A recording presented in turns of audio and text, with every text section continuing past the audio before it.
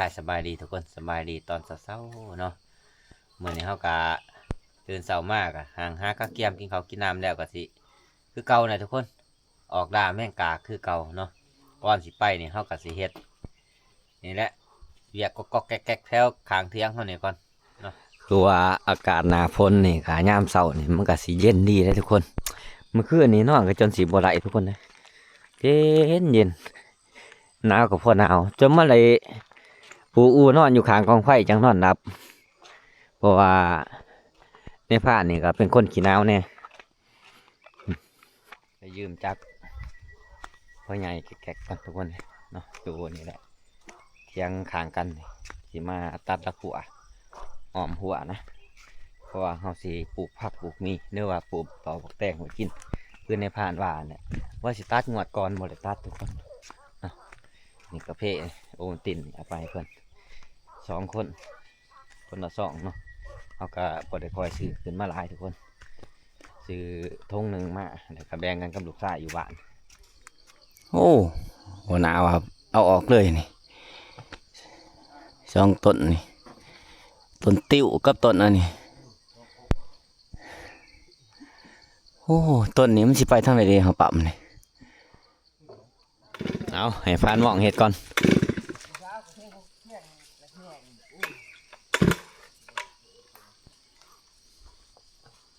เป็นยังไงติด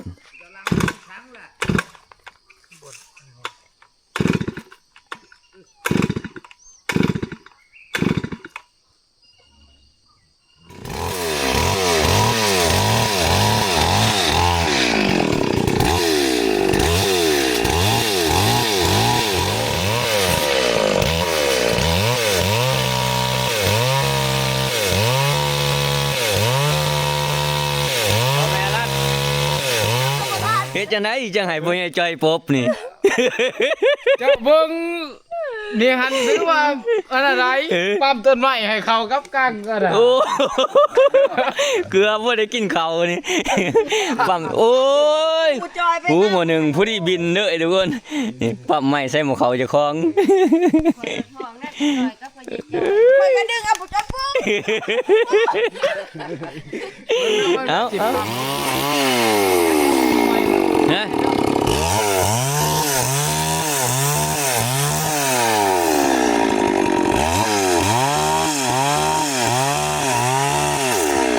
เฮ็ดรักบ่ เฮ็ดรัก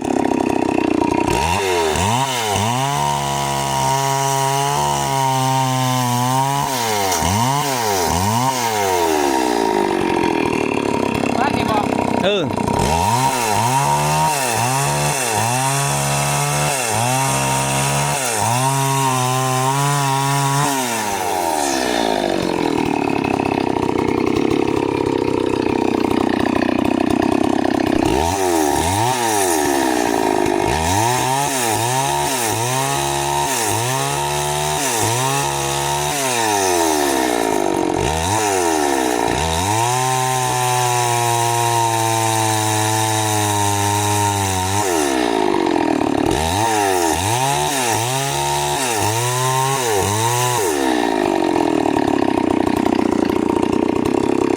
ยาวโพดนะ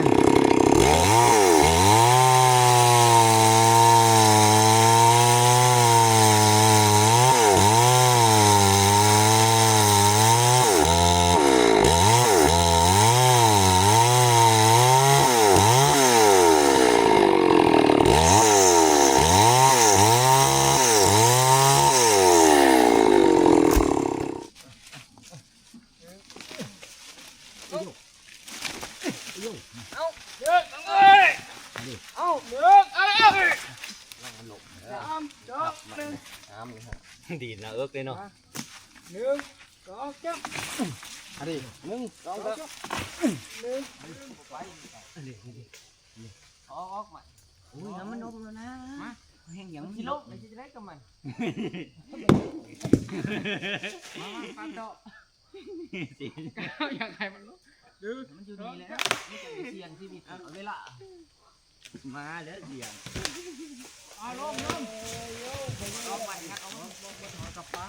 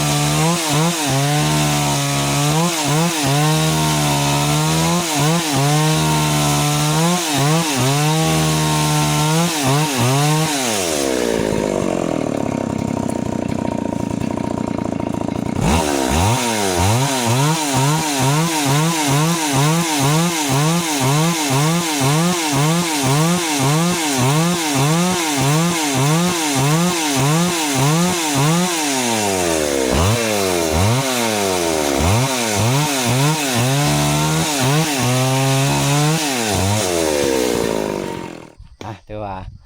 แล้วเรียบร้อยทุกคนเลยมีแต่เฮาสิพังเนาะแต่ว่าเฮาก็บ่ได้พังมื้อนี้หรอกตอนนี้เฮาก็สิไปหาอาบน้ำอาบท่าก่อนแล้วก็สิไปเฮ็ดกับข้าวกับน้ำนะเปล่าเฮาสิไปออกครัวมื้อนี้เนาะเพราะว่าเวลาแต่เวทมันก็สูงเลยทุกคนอาบน้ำแล้วก็สิมาแกงเฮ็ดก่อนทุกคนนี่แกงเฮ็ดกินเนี่ยไปครัวมานี่เพราะว่าแสงแดดออกเลยแล้วอันนี้ก็เริ่มลงเลยทุกคน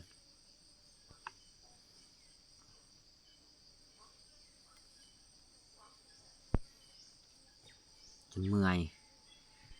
บ่ได้จับจากเครื่องเลยโอ้จนสั่นทดๆเลยแมงดวงในพานไอ้แมงดวงจี้แม่นี่ดวงใหญ่บ่ใหญ่นี่ฮะดวงยังเลยพอดีเทิงหันพอดีเลยละตกมาอีกเทื่อหนึ่งก็คือสีดวงน้ำก็ใสแล้วบัดนี้ทุกคนเลย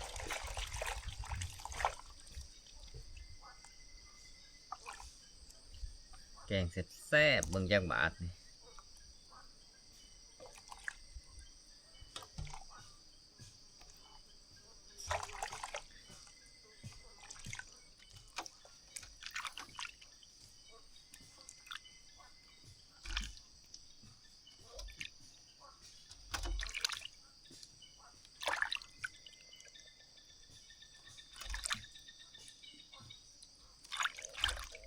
แกงใส่หม้อหน่อยนี่แหละแล้วมันหยบพอดี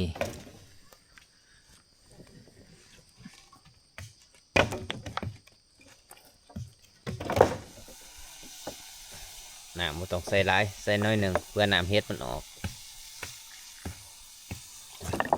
สมมันก็ใส่สมหมกไผ่สมขนาดหมกไผ่จะเอาไม้ใส่รออันนี้ก่อนบัดนั้นเฮาก็สิตำหมกพริกมาใส่เดี๋ยวป้าสิแกงเฮ็ดก่อนกระเทินมันบ่หายกระเทินว่าเฮาได้แกงเฮ็ดแล้วก็เลยเอาใส่มันซะมันหวานได้มันหวานได้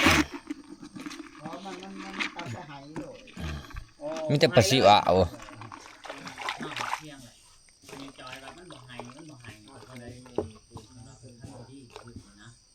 แต่ว่าจะให้มันให้ผู้เก่าแหละเพิ่นให้ลูกหลานเพิ่นสิให้ใคร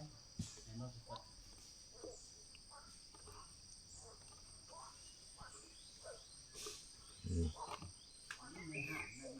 อ๋อสิให้ได้ไดผู้ใดก็อยู่แต่ในอู่ เป็ดน้ำพาดหม้อหันถามเจ้าเรื่องผู้หญิงเมื่อวานนี่ ปลาใส่กับมันนี่โอ้นึกว่ามันตายนักอีกคน ใช้แต่หมอดูโย พริกอันนี้ก็มีบักพริกที่เฮาบ่ทันได้คั่วนี่ตำใส่แกงใส่อันนี้คัก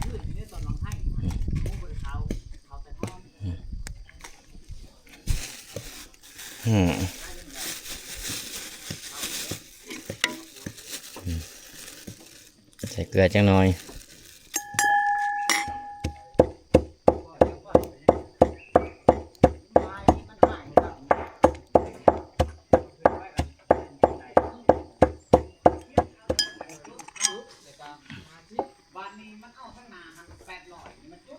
ใส่ปลาแดกเลย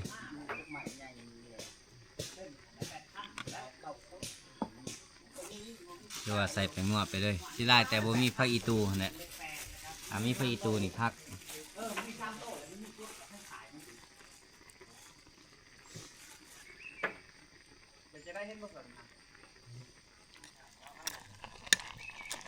โอ้ยหอน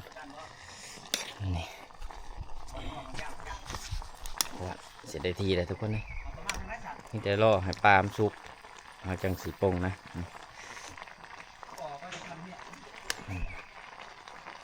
ปลายังบ่ทันเปื่อยซิมมันก่อน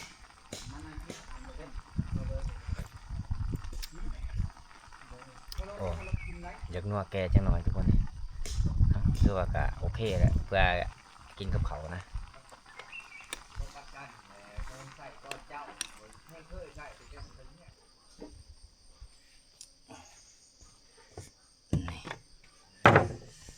ไปหอดใส่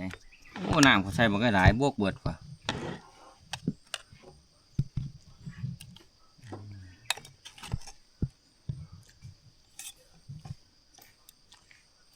เขาได้ยั่วเขาลงท้อง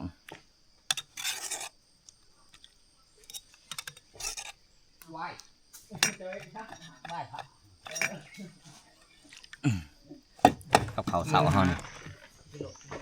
โอ้นี่แหละพ่อได้ยั่วเขาลงท้องทุกคนเลยนี่มาทุกคนกินข้าวน้ำกันนี่เอาพ่อจอยเกือบบ่ได้กินเขาเนาะเกือบไม่มาด้วยว่าทั้งหมดเขาเกือบความโอ้เอา บ่เลยเพราะว่าจะยิ่งนั่น ไปบ่ไปนำกันไปบ่ไปนำกันมื้อนี้ไปบ่ ไปแล้ว ไปนำกัน เจ้าเจี้ยน้ำเด้อเจ้าเด้อเจี้ยน้ำกับเจี้ยข้าว5 โมงแรงจะมาครับโอ้ ข้าวบ่ต้องกิน เมื่อยบ่ให้เว้าอีกแล้วเพิ่นจะจ่อยเนาะพันท่องเจ้าถึกบ่กินสบู่ ดึกว่าแต่เฮิงเลยนี่มันอยู่ในป่าก ำลังถือคนว่า แม่ขั้วเพิ่นก็มาแต่หาเห็ดนี่ได้บ่เห็ด บ่อยากหาเจ้ามืออ่ะนะ โอ้เพิ่น เออ เห็ดหยังเห็ดบด แม่น โอ้เห็ดอีหยังตัวน่ะฮะ เฮ็ดก่อนทาง ห่วยคือไข่นี่ แซ่บเด้มันสิเป็นหนุ่ม บ่เบื่อดอก ๆอยู่บ้านได้บ่ได้กินดอกให้แต่ไม่ใหญ่เพราะว่าละแขวบ่มี เออ มื้อนี้แหละสิได้กิน เอาฟาดต่อไป เอาพุ่นละน้อยเด้อบ่ต้องหลายเอาทองเหลืองเอาแต่ไปเอาบักไล่เอาแต่ไป เท่เลย เอา ไปนี้ เอาแต่ไปเอาบักลงเอาเดี๋ยวนี้ เอาโซเฟีย เอาหุ้ยเอานี่อันนี้เด้อเอาบักไล่เฮ้มาหยาดเขาแล้วทองเหลืองนี่โอ้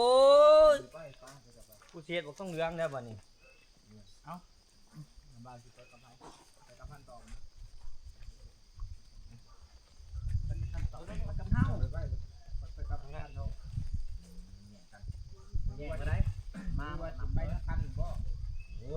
แย่กันจักไรว่าทุกคนเลยน้องม้าเขารักเมื่อแหละตัวหนึ่งตัวสำคัญก็คือบักตูบนะทุกคนรักเมื่อแหละทีมงานเขาโอ้ยกินหมาบัวแดนมันนี่ระวังผ่านมองเงี้ยเอา แม่นบ่เขาจอด มันนี่อะไรเวลาเดินทางเลยทุกคนเขาแบ่งออกเป็น2 ทีมนะอยู่หัวหน้าใหญ่แล้วก็เบาสัญญาเดี๋ยวกับผ่านต้อมเดี๋ยวกับพ่อจ้อยออกล่ามือนี่ส่วนในผ่านเองไปกับผ่านมอง2 คนนะสิ แยกไปทางคนคนออกมาเอาไปก่อนเลยตัวหนึ่งเมื่อไหร่บักตูบโอ้ตอนเสาร์นี่ก็ยังเห็นมันอยู่นะสวงเฮาตัดดอกหัวนี่จักมันนักเมื่อตอนไหนกับบุหูว่าสิเอาเขาให้มันกินกับบุเห็นสับปุ่นเนี่ยสงสัยหอดเครื่องทางเนี่ยมันเมื่อเอ้ายังแต่มา3 ตัวแต่ก็มาพันหมองอีกตัวหนึ่งเป็นสีก็มาพันหมองนะค่อยของเสาเลยเนาะเขาโกนแล้วหันเดโกนอย่าถึงขึ้นมึกในผ่านโกนไปแต่ดุมเลยในผ่านโกนดินเนาะที่แม่นเหือนมันเลยแม่นได้นี่ นั่นคือตัวพ่อมา มันขึ้นก่อน โอ้ขมือนแถวอ่ะ หัวกกอหย่างกกตินออกหัวกูเมินกับบุขึ้นนี่กกนี่โกนจนหัวถึงเหมือนไงเขายันเหือนมันโดดในผ่านเลยเนาะ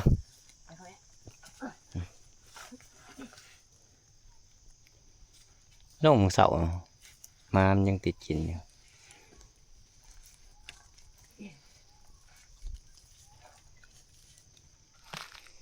ตอนนี้ก็พาน้องเพิ่น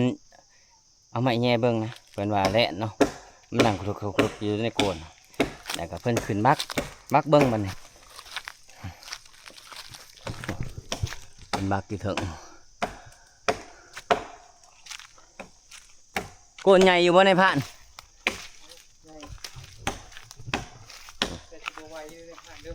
ฮะ ตัวไว เป็นอะไร พาเฮาอู่ทัน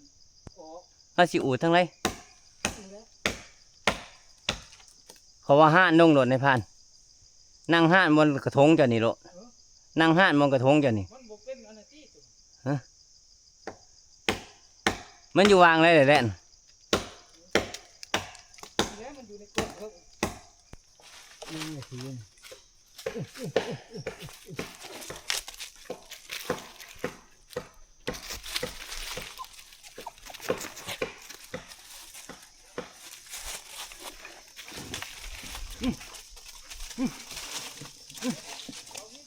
เอาวินตัวอะไรเอาวินตัวนี้บ่ไปมาแล้วหมดทัดจับมัดใหม่พานมองก่อนเป็นว่าอูดเอ้ามักยืนมาไว้เพราะว่ามันกะบนยืนยากเนาะมันก็เลยบ่มีบนเหยียบบนยืนเลยครับสิมัดใหม่ขึ้นไปให้เพิ่นซุ้มเอา เอาเบิดเหงาก็ได้นะคะ มัดขึ้นยืนให้เพิ่นอีกขึ้นต้นเก่าอีกคือเก่าขึ้น2 เทื่อเลยเทื่อที่3แล้วบัดนี้อะไรบ่ได้พลาด ลายยังดี โอ้มันเฮากระแตตัวนั้นแหละ ลันนาทีว่าพี่มึงอย่าเฮ็ด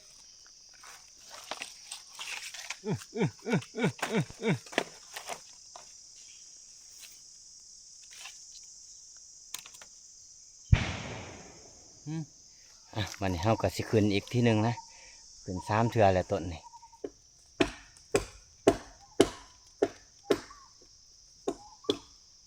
เป็นอูดนี่มันสิเอาหยังเพราะมันไปอยู่เครื่องกลางที่ยังก็บ่ออก เพราะมันเป็นก้อนรวงเด้ น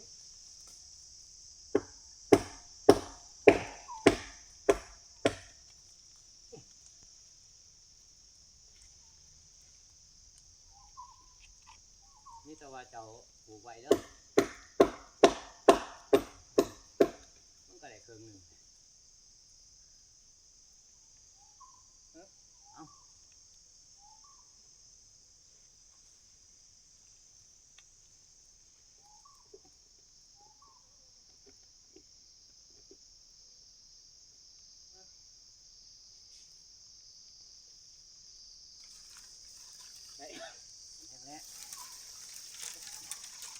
นักบ่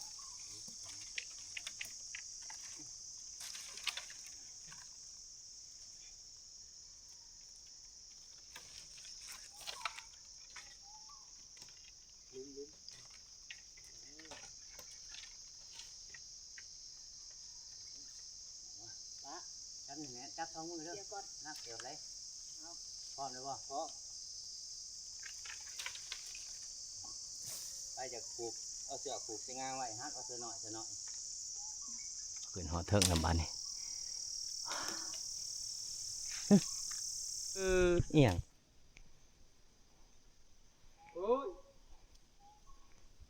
ลุงหัวมืออะไรตัวใหญ่เติบเนาะมีสองตัวไปจังไหนผ่าน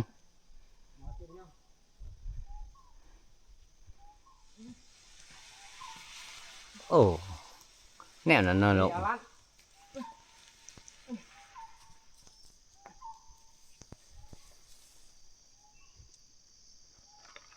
ตัวใหญ่เติบประมาณโดพุ่นนะ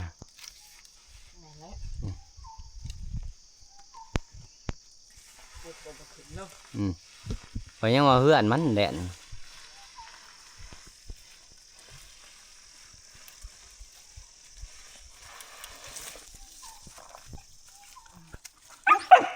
เอาแม่เอาละ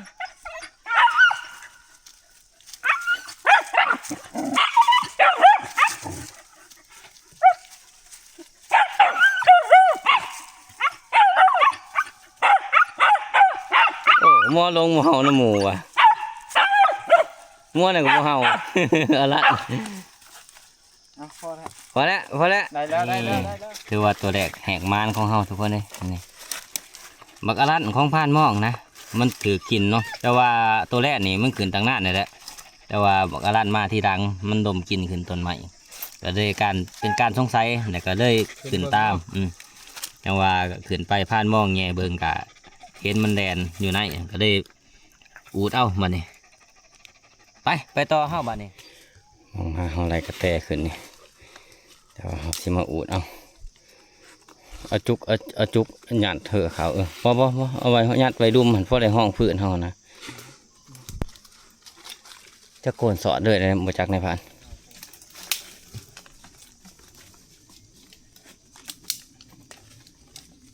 มันสิหักไปได้ไหม โอ้มันสิหัก คือกล้วยดูดี ว้าวไม้เนี่ยมันกลัวอยู่เลย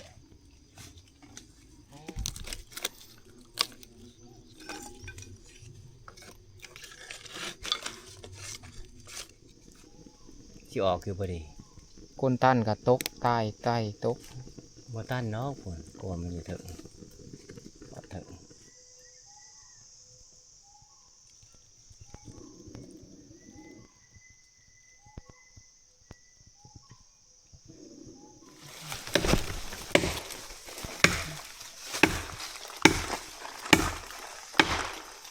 รุ่งบ่ในพระ โอ้เด็กดี ดีจังได้วองกัน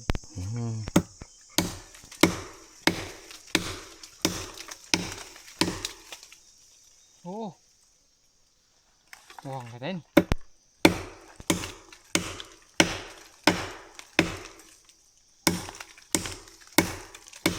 เปลี่ยนกันเด้อ มันเป็นตาอยู่บ่วะ เป็นตาเมื่อยก็เปลี่ยนกันสิได้มันได้กระแตตัวบางใหญ่ปิ่งกินสองคนอิ่มเติบเลยไปต่อวันนี้ทุกคนเมื่อไรซ้ำว่าจะเอากระแตไปกินเพศนะมันกะมักกะผู้ดีมีเหตุพานมองหันบินไปสองแถวเลยได้บดได้บักเอาใหม่มันแข็งโผดเนาะอูดก็อูดบ่ได้ทุกคนเพราะว่ามันกะบ่มีบอลว่างพื้นนะไปต่อบันไปรุ่นกันต่อวันนี้เฮากะสิครัวไปเรื่อยๆนะ3 มื้อ 3 ค่ำเนาะเป็นกุ้งใหม่เลยใช่เลยคือบ่เฮา คนจนโคมเอาแล่นก็ดี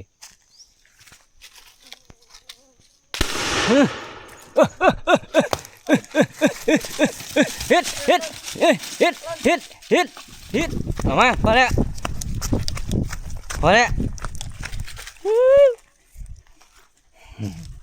เอามาแต้มที่2เนี่ยมาเลยทุกคนบ้านมองยิ่งตกลงมาแล้วก็ป้ายน้องมาครบพอหัดน้องมาเขานะ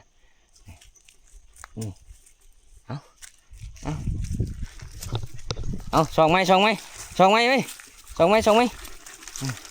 ไปบันนี้5 ไม้ทุกคนเลยเพราะว่าเขากับมันเนี่ยบันนี้ แต่ว่าน้องม้าบ่ได้พอหลอกผ่านหมอกพอมันได้ขึ้นต้นใหม่ยางมาโคบมันพอดีนะเมื่อยทุกคนเลยเลาะกะน้องม้าเฮากับบ่คอยพอนะเพราะว่าม้ากะม้าใหม่เนาะมันกับบ่คอยมานก็คือม้าเฮาพึกแล้วเฮาก็สิเลาะมื้อเที่ยงหน้าหน่อยเฮาพุ่นแหละลงนี่ก็ใหม่ถ้าว่าม้าเนี่ยเฮาก็สิบ่ค่อยเมื่อยปานใดเพราะว่าไปเฮาก็มานใครแน่แต่ว่าไหลซองโตหั่นแหละตัวแรกกับบักอลันพานมองลมต้นไม้ขึ้นเบิ่งก็เลยเห็นได้พอตัวซองกับพานมองคมเอาตอนนี้ก็มาหอดเที่ยงนาหน่อยเฮาคือเก่ากลับไปกลับมาบนเก่าคือเก่าโอ้มาหอดกะนี่แม่ครัวเฮาก็นึ่งข้าวกระถานี่ กินเห็ดยาด้วย ยังแต่หัวหน้าใหญ่บ่ทันมา นี่น้ำหอมตัวใบอยู่นี่ โอ้มีน้ำห่อนต้มน้ำห่อนถ่ายเอ้า จะเย็นน้ำมันน้ำกินหอมเลย นี่หมู่หนึ่งตัวนี้เกือบบ่ได้ใช้เลยบัด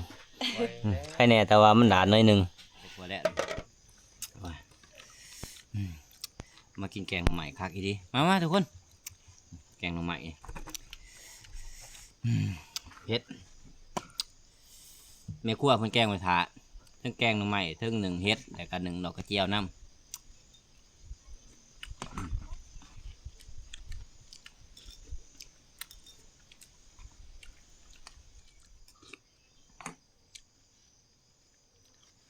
มาแต่ละตัวก็เมื่อย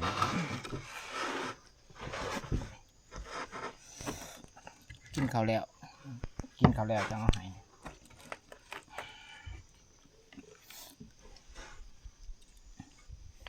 หลังจากเขากินข้าวกินน้ำแล้วในภาคก็สิปิดคลิปไว้เพียงเท่านี้เนาะรอติดตามคลิปวิดีโอหนานะก่อนอื่นก็ขอมุกขอบใจทุกคนที่เขามาหับมาชมในภาคตั้งแต่ต้นจนจบเนาะเอาขอบใจได้ทุกคน